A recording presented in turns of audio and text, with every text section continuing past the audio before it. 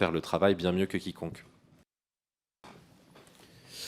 Merci de rappeler la proposition que j'ai faite hier de transformation de notre commission en commission d'enquête sur le sujet. Merci, Monsieur le Ministre. UDR, Géraud Verny.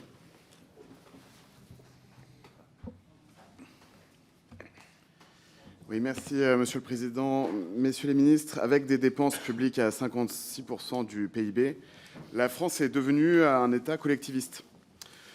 Conséquence, nous sommes le pays le plus fiscalisé de l'OCDE. Et comme le collectivisme a toujours brillé par son inefficacité, nous sommes le pays avec la dette publique la plus élevée d'Europe, supérieure à celle de l'Allemagne, alors que son PIB est de 30% supérieur. Je suis heureux que ça vous fasse sourire. Dans ce PLF, tout a changé, mais rien ne change. Des ajustements faits de hausse et de prélèvements sur tous les Français, mais de manière directe ou indirecte. Les mêmes causes produisant les mêmes effets. Dans un an, nous serons ici avec les mêmes constats, mais avec une dette encore plus importante et donc moins de marge de manœuvre. D'où mes questions. Premièrement, Messieurs les ministres, quels sont les garde-fous prévus pour s'interdire tout dérapage de ce budget ?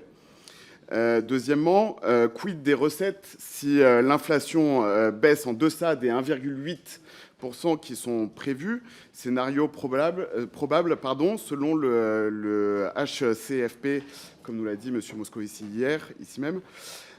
Troisièmement, quelle hausse du chômage des jeunes vous anticipez suite à l'augmentation des charges sur les bas salaires ? Quatrièmement, quelle hausse des faillites des TPE-PME vous anticipez suite à cette même augmentation des charges? Je vous remercie. Merci, messieurs les ministres.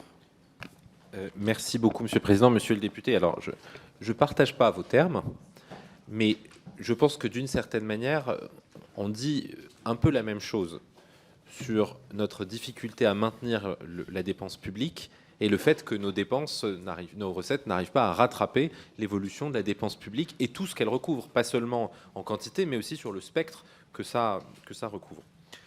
Sur les questions qui me sont directement adressées. Sur la question des recettes, je redis ce que j'ai dit tout à l'heure, le Haut Conseil des finances publiques partage notre avis sur l'évolution spontanée des recettes et donc considère qu'à ce stade, il n'y a pas d'autre estimation qui devrait prévaloir, notamment sur l'élasticité des recettes au produit intérieur brut. Ça ne veut pas dire que ça peut évoluer. Ce que je vous ai dit en introduction, ce que je vous propose, c'est qu'on puisse s'en reparler d'ici la fin de l'année pour le rétrospectif, et puis au fur et à mesure de l'année pour voir comment ces dépenses, comment ces recettes évoluent et ajuster autant que nécessaire. C'est la moindre des transparences que nous devons à la représentation nationale. Sur les allègements de cotisations sociales au niveau du SMIC, je rappelle que l'ambition de cette réforme, qui se fait sur 2 années, sur 2 exercices, c'est de permettre aux entreprises d'augmenter les salaires, d'être davantage incitées à augmenter les salaires. Autrement dit, lorsqu'elles augmentent les salaires, étant donné la nouvelle structure des allègements de cotisations, la hausse est beaucoup moins importante et donc la hausse du coût du travail, si les salaires sont bien augmentés, comme ils le sont régulièrement au fur et à mesure du temps, est bien moindre que ce que vous laissez entendre. Ça n'empêche pas qu'on est vigilant aux impacts.